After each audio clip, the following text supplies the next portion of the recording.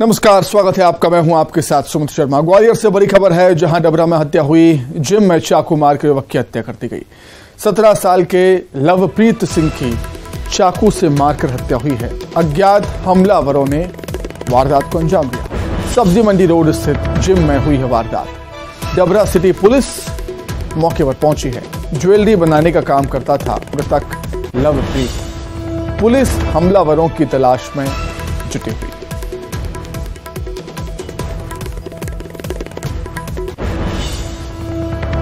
बड़ी खबर, डबरा में फिर हत्या हुई है। 17 साल के लवप्रीत सिंह की चाकू से मारकर हत्या कर दी गई। अज्ञात हमलावरों ने हत्या को अंजाम दिया। सब्जी मंडी रोड स्थित जिम में वारदात हुई है।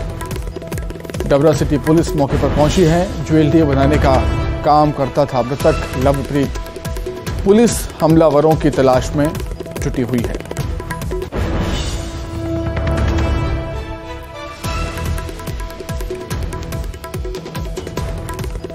तो डबरा में एक बार फिर से हत्या की वारदात को अंजाम दिया गया। जिम में चाकू मारकर युवक की हत्या हो गई। 17 साल के लवप्रीत सिंह की चाकू मारकर हत्या कर दी गई। अधिक जानकारी के लिए बात करेंगे संवाददाता सुशील कौशिक, जुड़े हुए हैं फोन पर। सुशील, क्या कुछ और जानकारी आपके पास? बिल्कुल, देखिए अभी शाम के वक्त का घटनाक्रम है। डबरा सिटी थाना क्षेत्र के सब्जी मंडी रोड पर एक जिम है। इस जिम में एक युवक की हत्या कर दी गई है। युवक जो है 17 साल का लवप्रीत बताया जा रहा है, जिसकी हत्या की गई है। और इसकी हत्या करने के बाद हमलावर फरार हो गए हैं। और इसके बारे में जानकारी यही मिली है पुलिस को कि लवप्रीत जो मृतक है ज्वेलरी बनाने का काम करता था और अज्ञात हमलावर आए, उसकी हत्या करने के बाद फौरन भाग निकले हैं। डबरा सिटी पुलिस अब आसपास लगे सीसीटीवी में हमलावरों की पड़ताल कर रही। साथ ही नाकेबंदी की गई है ताकि जो हमलावर भागे हैं उन लोगों को गिरफ्तार किया जा सके। लेकिन जिस तरह से लवप्रीत की हत्या हुई है तो उसमें पुलिस को आशंका है कि कोई बड़ी घटनाक्रम रहा है, कोई बड़ी बात रही है जिसकी वजह से इसकी हत्या हुई है। पुलिस हमलावरों की तलाश कर रही है। उसके बाद लवप्रीत के परिवार के बयान के आधार पर तय होगा कि हत्या की क्या वजह है।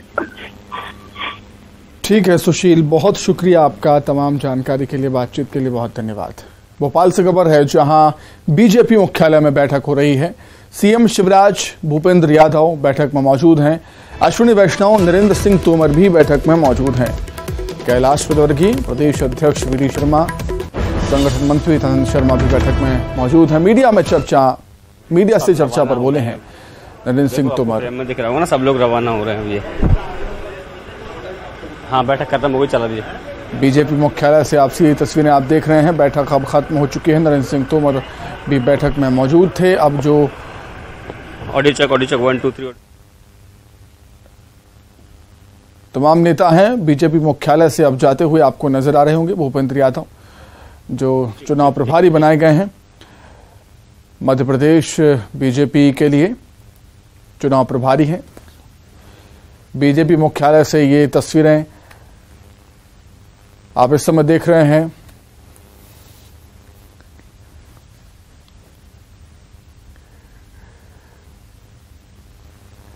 कैलाश विजयवर्गीय इस बैठक में मौजूद हैं। वी डी शर्मा भी पहुंचे हुए थे और तमाम बीजेपी के दिग्गज नेता सत्ता संगठन के इस बैठक में मौजूद हैं।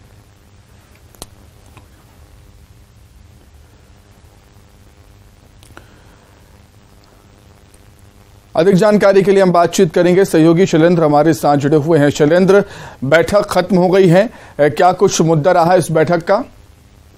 देखिए बिल्कुल, ये लगातार जो 4 बजे से बैठक चल रही थी वो अब खत्म हो चुकी है। 4 बजे से बैठक चल रही थी वो अब खत्म हो चुकी है। पहले जो है वो 5 अलग अलग समूहों की बैठक हुई और उसके बाद खुद मुख्यमंत्री शिवराज सिंह चौहान और केंद्रीय चुनाव समिति के जो संयोजक हैं, जो आज ही बनाया गया, वो केंद्रीय मंत्री नरेंद्र सिंह तोमर यहाँ पहुंचे थे। और उसके बाद लगभग 2 से ढाई घंटे तक ये बैठक चली है। बताया जा रहा है कि चुनाव की लेकर रणनीति जो है वो तैयार की गई और जिस तरीके से आज खुद IT सेल का निरीक्षण करने के लिए संगठन के जो सह प्रभारी प्रभारी है, चुनाव के सह प्रभारी, वो पहुंचे थे। तो ऐसे में कहीं ना कहीं ये माना जा सकता है कि सोशल मीडिया पर बहुत जोर इस बार जो है बीजेपी का रहने वाला है। तमाम जो तैयारियां हैं उनको अंतिम रूप देने का काम जो है वो आज किया गया है। चूंकि नरेंद्र सिंह तोमर को आज ही चुनाव का संयोजक बनाया गया था प्रबंधन समिति का, और उसके बाद आज ही उनकी ये पहली बैठक थी। तो बहुत कई महत्वपूर्ण विषयों पर लेकर चर्चा हुई। हालांकि अभी क्या क्या प्रमुख विषय रहे उसको लेकर अभी बातें सामने नहीं आ पाई है, लेकिन जिस तरीके से प्रदेश अध्यक्ष अब से कुछ देर बाद बाहर आएंगे और निश्चित तौर पर वह जो बैठक के अंदर क्या क्या प्रमुख विषय रहे उसको लेकर बात करेंगे। जो तमाम जो नेता थे वो एक एक करके अब यहाँ से रवाना हो रहे हैं, क्योंकि लंबी एक बैठक जो है वो चली है और काफी गहमा गहमी का माहौल आज पूरे दिन भर जो है वो मध्य प्रदेश बीजेपी में देखने को मिला है।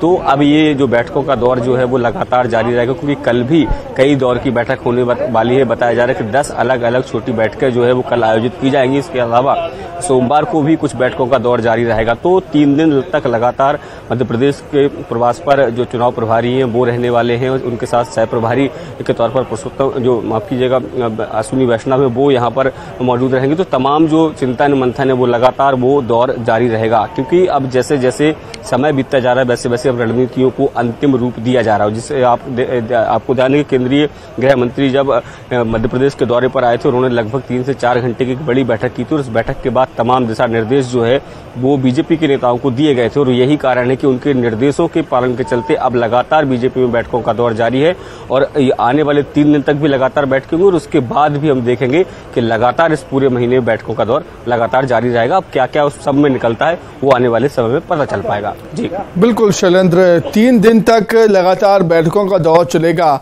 इससे साफ जाहिर होता है कि काफी बारीकी से हर एक मुद्दे पर चर्चा हो रही है आने वाले विधानसभा चुनाव को लेकर। देखिए बिल्कुल, देखिए आप उसकी बारीकी को इसी तरह के समझ सकते हैं कि जब खुद रेल मंत्री जो सह प्रभारी भी है मध्य प्रदेश के, जब वो यहाँ पहुंचते हैं तो पहले जो अलग अलग समूह है उनके साथ बैठक करते हैं, और उसके बाद जो सोशल मीडिया की टीम है उसके पास जाकर वो खुद मिलने जाते हैं, किस तरीके से वो काम कर रहे हैं ये उनको जानने जाते हैं। और जो भूपेंद्र यादव जो मध्य प्रदेश के प्रभारी हैं वो खुद पूरे दफ्तर में घूमते हैं, हर एक प्रकोष्ठ में जाते हैं, हर एक जो कार्यालय जो दूसरे कार्यालय हैं उन सब में जाते हैं, वहाँ काम करने वाले लोगों से मिलते हैं, देखते हैं कि आखिर किस तरीके से काम हो रहा है। मीटिंग हॉल से ये जो तमाम व्यवस्थाएं हैं बीजेपी दफ्तर की उनका वो बारीकी से मुआयना करते हैं। यानी ये बताता है कि किस तरीके से माइक्रो लेवल पर प्लानिंग की जा रही है, न केवल रणनीति के लिहाज से बल्कि दफ्तर में किस तरह के इंतजामात है, किस तरह के आगे और इंतजामात और बेहतर कर रहे हैं, क्योंकि चुनाव का साल है। सोशल मीडिया पर जैसे मैंने कहा कि बहुत ज्यादा फोकस जो है वो इस बार रहने वाला है। तो ऐसे में तमाम जो रणनीतियां हैं वो लगातार बनाई जा रही है, चाहे वह टिकट वितरण को लेकर हो, नाराज नेताओं को मनाने को लेकर हो, या फिर जो संभागवार जो जिम्मेदारी देने की बात कही जा रही है उस सब को लेकर भी लगातार चिंता है कि आखिर किस व्यक्ति को कहाँ जिम्मेदारी दी जानी है। जो अलग अलग वर्ग के वोटर्स हैं उनको तक पहुंचने के लिए जो केंद्र सरकार की योजना है, राज्य सरकार की योजना है, उनको कैसे डिलीवर किया जाना है, उस सब को लेकर लगातार बैठकों का दौर फिलहाल बीजेपी में जारी रहेगा। ठीक है शैलेंद्र, आपका बहुत शुक्रिया जुड़ने के लिए, तमाम बातचीत के लिए। तो केंद्रीय मंत्री नरेंद्र सिंह तोमर को जो जिम्मेदारी मिली है उस पर क्या कुछ कहा उन्होंने, आइए आपको सुना देते हैं।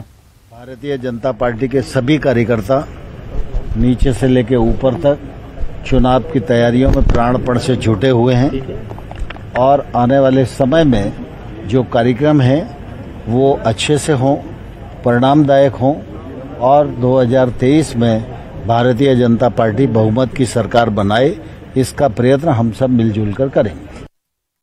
आगे बढ़ते इंदौर से बड़ी खबर है, जहां धर्मांतरण के लिए बच्चे का खतना कर दिया गया। 8 साल के मासूम बच्चे का खतना किया गया।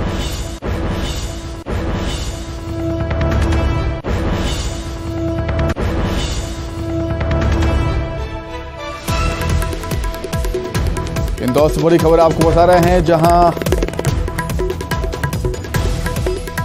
धर्मांतरण के लिए बच्चे का खतना कर दिया गया। 8 साल के मासूम बच्चे का खतना कर दिया है। जैन परिवार के बच्चे का खतना किया है। धर्मांतरण की घिनौनी हरकत, बच्चे के पिता ने इलियास कुरैशी पर आरोप लगाए हैं इसके। इंदौर से एक बड़ी खबर धर्मांतरण को लेकर। धर्मांतरण के लिए एक बच्चे का खतना कर दिया जाता है। 8 साल के मासूम बच्चे का खतना कर दिया गया इंदौर में। जो कि जैन परिवार से ताल्लुक रखता है। धर्मांतरण के लिए घिनौनी हरकत सामने आई इंदौर से और बच्चे के पिता ने इलियास कुरैशी पर इसके आरोप लगाए हैं।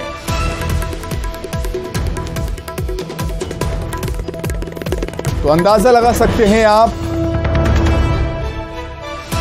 कि धर्मांतरण को लेकर कोई किस हद तक जा सकता है। एक 8 साल के मासूम बच्चे का खतना कर दिया जाता है इंदौर। जैन परिवार के बच्चे का खतना कर दिया गया। धर्मांतरण के लिए घिनौनी हरकत हुई।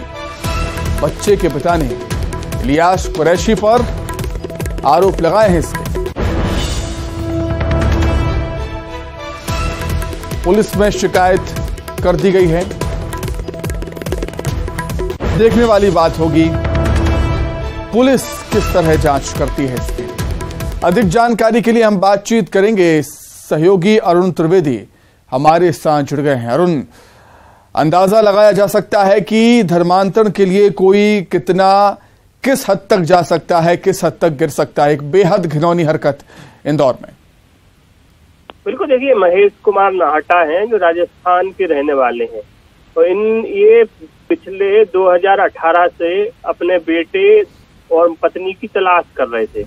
जब इन्हें अपने बेटे और पत्नी को मुस्लिम परिवेश में यहाँ देखा तब इन्होंने जाके शिकायत की और इन खजराना थाने में इंदौर के और धारा 420, 467, 68 धार्मिक स्वतंत्रता अधिनियम, मध्य प्रदेश धार्मिक स्वतंत्रता अधिनियम के तहत ही केस दर्ज किया गया है। इनका आरोप ये भी है कि इन्हें 8 साल के मासूम का धर्मांतरण करवा दिया और उसका खतना भी करा दिया। इस तरह के आरोप इन्होंने लगाए और कहा है कि जो जिहादी मानसिकता की वजह से इनके जबरदस्ती उसका खतना करवाया गया है और उनकी जो पत्नी है और उसका बेटा है वो मुस्लिम परिवेश में और मुस्लिम के हिसाब से रहने के कर उस पर दबाव भी बनाया गया है। और सरकारी जो जन्म के इनके प्रमाण पत्र हैं उसमें भी कूट रचना इनके करके वो फर्जी पिता बन गया है जो आरोपी है इलियास कुरैशी। तो इस तरह के आरोप इसमें लगाए जिसमें FIR दर्ज हो गई है और आगे अब पुलिस इस पे एक्शन लेगी। हालांकि इलियास को लेकर अभी पुलिस तलाश कर रही है। बिल्कुल अरुण, और जिस तरीके से आपने बताया कि क्या उस शख्स को पता ही नहीं चला कि उसके बच्चे और पत्नी मुस्लिम परिवेश में रह रहे हैं काफी समय से? हाँ, ये 2018 का बताया जा रहा है कि 2018 से ही वो अपने ढूंढ रहा था, तब से गायब थी उसकी पत्नी और बेटा। लेकिन जब उसने देखा कि इंदौर में उसने देखा कि मुस्लिम परिवेश में है तब उसको लगा कि ये धर्मांतरण का घिनौना खेल उसके साथ खेला गया और जब 8 साल के बच्चे का जबरन खतना करवा दिया धर्मांतरण को लेकर तब उसमें जो और आक्रोश उसने व्यक्त किया और उसने जाके यहाँ पर शिकायत भी की तो पुलिस थाने में, और पुलिस ने इस मामले में केस दर्ज कर लिया है। तो निश्चित तौर पर क्या ये भी जानकारी है अरुण की 2018 का आप ये मामला बता रहे हैं, तो 2018 में ही क्या अपनी पत्नी और बच्चे के लापता हो जाने की, गुम हो जाने की शिकायत पुलिस में की गई थी क्या? बिल्कुल, देखिए राजस्थान के निवासी हैं और हो सकता है कि इनने शिकायत इसकी की होगी। अभी ये सारी चीजें पुलिस जांच में सामने आ जाएंगी क्योंकि ये बहुत ही संवेदनशील मामला है। इसके जो वरिष्ठ अधिकारी हैं उनकी निगरानी में पूरी जांच की जा रही है। तो ऐसे में अभी बहुत कुछ कह पाना जल्दबाजी हुई, लेकिन जैसे ही पुलिस इस मामले में आगे तफ्तीश करेगी तो सारा मामला खुलकर सामने आ जाएगा।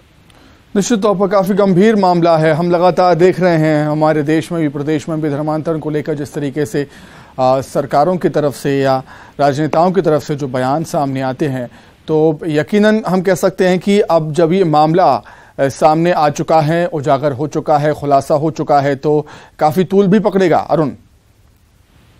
बिल्कुल, देखिए जिस तरह का ये मामला है, धर्मांतरण का मामला है, तो अब ये मामला आगे चलकर तूल पकड़ेगा क्योंकि जिस तरह से हिंदू संगठन आरोप लगाते हैं धर्मांतरण के और इसमें ये धर्मांतरण की पुष्टि भी हो रही है, तो ऐसे में आगे चलकर अब इस मामले में बवाल होना स्वाभाविक है क्योंकि ये बहुत ही गंभीर मामला है यदि ऐसा है। हालांकि पुलिस ने अभी सिर्फ मामला दर्ज किया है और आगे जब इसकी गिरफ्तारी होगी और इन पर जब कार्रवाई होगी तब पता लग पाएगा इस जांच में कि इसकी असलियत क्या है।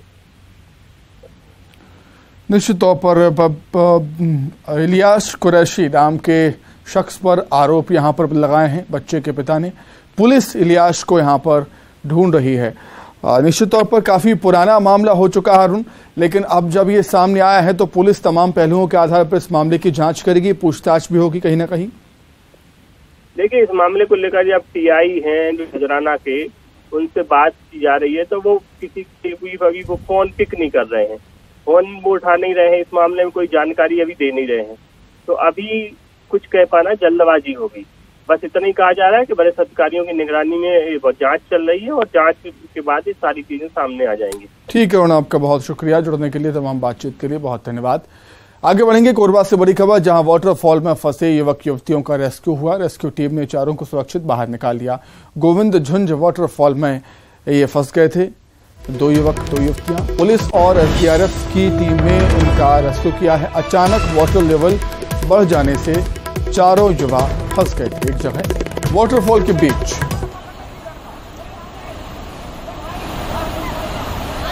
रेस्क्यू की तस्वीरें आप देख रहे हैं। रस्सी के सहारे पानी के तेज बहाव में किस तरीके से रेस्क्यू इन युवाओं का किया गया, जिनमें 2 युवक और 2 युवतियां थी। पुलिस और एसडीआरएफ की टीम ने इन चारों युवाओं का रेस्क्यू किया है। कोरबा से खबर, वाटरफॉल में फंसे युवक युवतियों का रेस्क्यू किया गया। रेस्क्यू टीम ने चारों को सुरक्षित बाहर निकाला। गोविंद झुंझ वाटरफॉल में 2 युवक और 2 युवतियां फंस गए थे। पुलिस और एसडीआरएफ की टीम ने इनका सफल रेस्क्यू किया है। अचानक जल स्तर बढ़ जाने से चारों युवा फंस गए थे वाटरफॉल के बीचों बीच। तो इसी के साथ ही फिलहाल इस बुलेटिन में इतना ही। खबर लगातार जारी। नमस्कार।